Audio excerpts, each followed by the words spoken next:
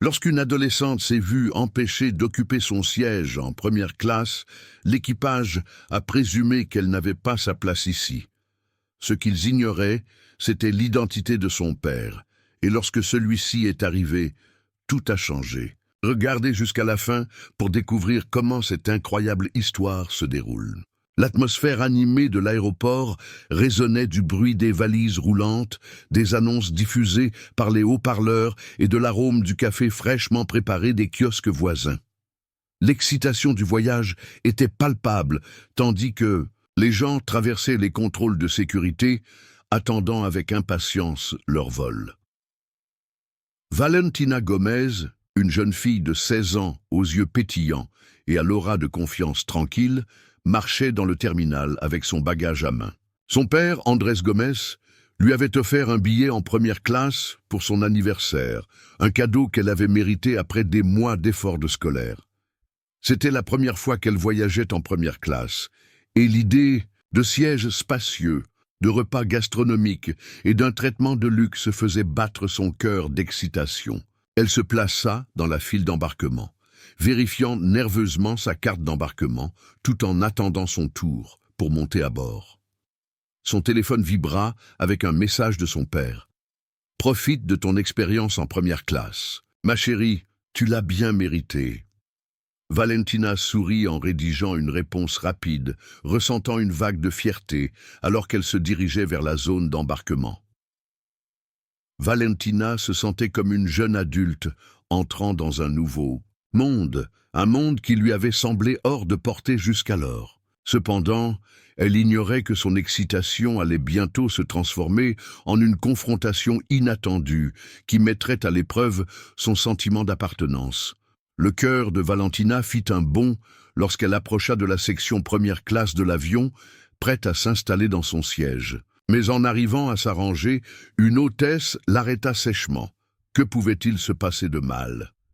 Valentina leva sa carte d'embarquement, montrant en gros caractères l'inscription « Première classe ». « C'est mon siège », dit-elle poliment, sa voix ferme, malgré l'inquiétude croissante dans sa poitrine. Carla, l'hôtesse, jeta à peine un coup d'œil au billet avant de croiser les bras. « Mademoiselle, les sièges en première classe sont réservés aux passagers avec des billets. Premium. Si vous n'avez pas la carte d'embarquement correcte, je vais devoir vous demander de retourner à votre section assignée. » Les joues de Valentina rosirent tandis qu'elle relisait le billet. « Mais c'est ma section assignée. Mon père a acheté ce siège pour moi. » Les lèvres de Carla se tordirent en un sourire sceptique. « Votre père l'a acheté ?» répéta-t-elle, son ton chargé de doute. « Très bien, vérifions cela avec l'agent d'embarquement. » Les passagers voisins commencèrent à observer, leurs murmures s'intensifiant. Un homme en costume haussa un sourcil tandis qu'une femme assise de l'autre côté du couloir lançait à Valentina un regard compatissant. Le cœur de Valentina battait fort dans sa poitrine, tandis qu'elle bafouillait « Je ne comprends pas, c'est mon billet ». Carla soupira de manière théâtrale. « D'accord, asseyez-vous pour l'instant, mais nous allons vérifier ça bientôt. S'il y a une erreur, vous devrez bouger. » Valentina hocha la tête, la gorge nouée, tandis qu'elle prenait place dans son siège. Elle pouvait sentir le poids des regards autour d'elle, l'humiliation bouillonnant sous la surface. Valentina s'assit dans son siège assigné, les mains serrées sur ses genoux, tandis que les murmures des passagers voisins devenaient plus forts. Elle sentait leurs yeux posés sur elle, certains avec curiosité, d'autres avec un jugement ouvert. Les paroles acerbes de Carla résonnaient encore, et Valentina luttait pour contenir la frustration qui montait en elle. Elle repassait la scène dans sa tête, le ton dédaigneux, le scepticisme, l'hypothèse qu'elle n'avait pas sa place. Ce n'était pas seulement embarrassant, c'était agaçant. Tout ce qu'elle voulait, c'était profiter de l'expérience en première classe que son père lui avait offerte. Au lieu de cela, on la faisait se sentir comme une usurpatrice dans un espace où elle avait pleinement le droit d'être. Valentina tendit la main vers son téléphone, son pouce hésitant au-dessus du numéro de son père. Elle pensa à l'appeler, mais une partie d'elle hésita. Son père lui avait toujours dit de garder la tête haute face aux défis, de gérer les situations avec grâce et confiance. « Tu appartiens là où tu choisis d'être », aimait-il dire. Ces mots résonnaient maintenant dans son esprit, lui donnant la force de respirer profondément et de rester calme. En regardant autour de la cabine, Valentina remarqua la variété des expressions de ses compagnons de voyage. Certains lui lançaient des regards de sympathie, tandis que d'autres affichaient des sourires subtils qui ne faisaient qu'accentuer son malaise. Elle voulait s'expliquer, crier qu'elle avait mérité son siège autant que n'importe qui d'autre. Au lieu de cela, elle s'assit bien droite, releva légèrement le menton et décida d'attendre. Elle faisait confiance à la sagesse de son père et croyait en sa propre valeur. Si l'hôtesse voulait remettre en question sa place, alors elle laisserait les actions de son père parler plus fort que ses propres mots. La tension dans la cabine était palpable lorsque Carla revint dans la rangée de Valentina, cette fois accompagnée de l'agent d'embarquement. L'expression de l'hôtesse restait sceptique, tandis que l'agent jetait des regards nerveux entre Valentina et la carte d'embarquement dans sa main. « Mademoiselle, » commença Carla, son ton tranchant, « nous avons vérifié votre billet. » Avant qu'elle ne puisse finir, la porte de la cabine s'ouvrit et Andrés Gómez monta à bord. Vêtu d'un costume parfaitement ajusté et exudant une autorité naturelle, sa présence attira immédiatement l'attention de tous dans la salle. Il parcourut la cabine, ses yeux perçants se posant sur Valentina. Lorsqu'ils croisèrent son regard, ses épaules se détendirent légèrement et elle lui offrit un faible sourire de soulagement. Andrés avança avec détermination dans l'allée, sa stature imposante dégageant une confiance inébranlable. Carla se tourna vers lui, son irritation cédant momentanément à la confusion. « Monsieur, nous sommes en train de régler un problème de siège ici, » dit-elle, forçant un ton poli. Andrés ne ralentit pas. « Un problème de siège ?» répéta-t-il, sa voix calme mais chargée d'une gravité qui fit taire les murmures autour de lui. « Avec ma fille ?» Carla cligna des yeux, sa bouche s'ouvrant et se fermant tandis qu'elle assimilait ses paroles. « Votre fille ?» répéta-t-elle faiblement. Andrés s'arrêta près de Valentina, posant une main réconfortante sur son épaule avant de se tourner pour faire face à Carla et à l'équipe d'embarquement. « Oui, ma fille.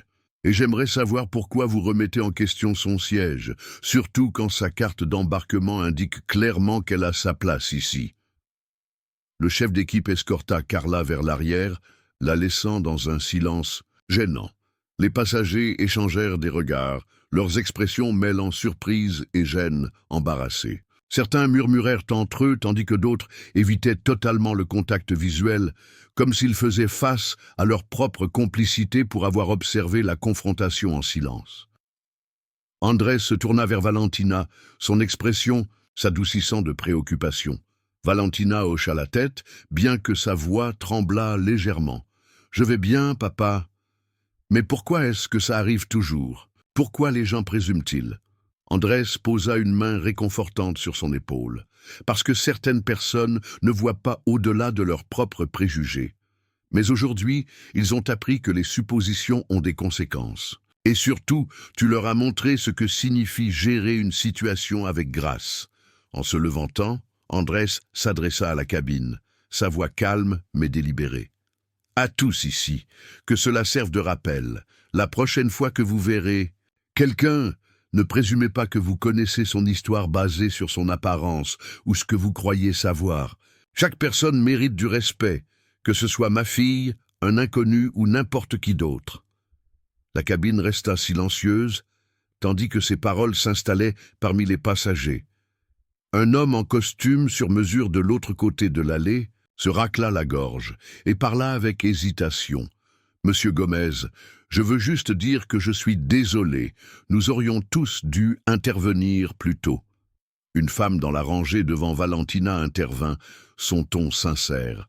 « Vous avez de la chance d'avoir un père comme lui. Et pour ce que ça vaut, elle s'est comportée de manière exemplaire. » Alors que l'avion s'élevait dans le ciel, Valentina regardait par le hublot, observant les nuages défiler. La tension de la confrontation précédente s'estompait, remplacée par un sentiment de fierté tranquille. Elle se tourna vers son père, assis à ses côtés, sa posture détendue, mais son expression pensive. « Merci de m'avoir défendu, papa, » dit-elle doucement. Andrés sourit, sa voix chaude, mais ferme. « Je te défendrai toujours, Valentina. Mais c'est toi qui t'es défendu en premier, et c'est de cela que je suis le plus fier. Tu n'as pas laissé ça te déstabiliser. » Valentina hocha la tête, sa confiance grandissant avec ces mots. « J'aimerais juste que les gens ne jugent pas si vite. » Andrés se pencha légèrement en avant, son ton chargé de la sagesse des années. « Les gens jugeront, quoi qu'il arrive. Ce n'est pas juste, mais c'est la réalité. Ce qui compte, c'est comment tu réponds. À chaque fois que tu surmontes ça, à chaque fois que tu exiges le respect que tu mérites, tu apprends au monde à être meilleur. Lorsqu'une hôtesse d'une autre section sape